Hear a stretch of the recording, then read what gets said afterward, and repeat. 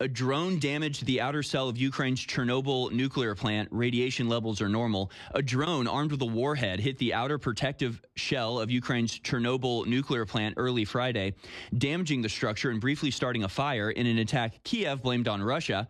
The Kremlin denied it was responsible.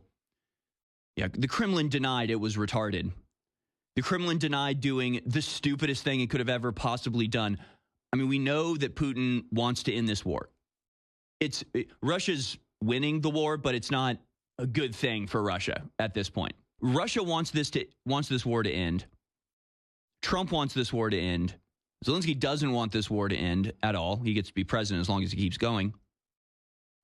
So does it make any sense that Russia would, on the day that J.D. Vance is meeting with Zelensky, on the day that Marco Rubio is en route to start peace talks, that they would, for the first time in the conflict, launch a drone at a nuclear site?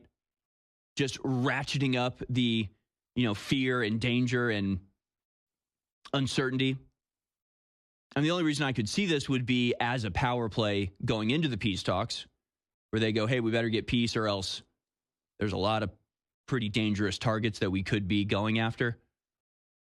So I'll give them that a little bit. I'm still not buying it. I'm still not buying the coincidence of the day that the Vice President of the United States and the Secretary of the United States start peace talks with Zelensky, that Russia, for the first time, launches this incredibly dangerous and ill-advised attack. And I'll just ask you this. Which side of this conflict do you think would be willing to start a radiological catastrophe in order to keep the war going? I mean, from what you know about the two combatants in this conflict, is it Russia or is it NATO that's more likely to risk nuclear fallout and a major meltdown, poisoning millions of people to get what they want? Which side do you think is more likely to / has done that type of thing before?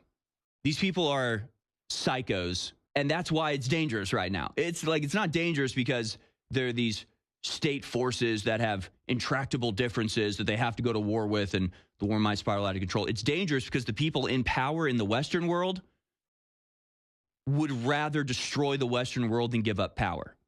And they're showing that as we speak. I don't believe for a second that Putin bombed this power plant.